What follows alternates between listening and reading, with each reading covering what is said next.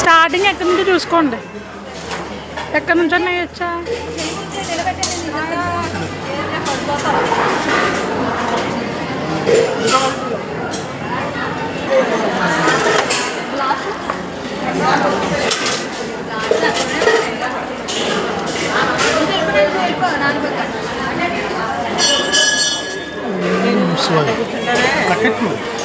కట్టినా ఇలా అక్కడ కూర్చుంటా దర్శనం అయ్యే దగ్గర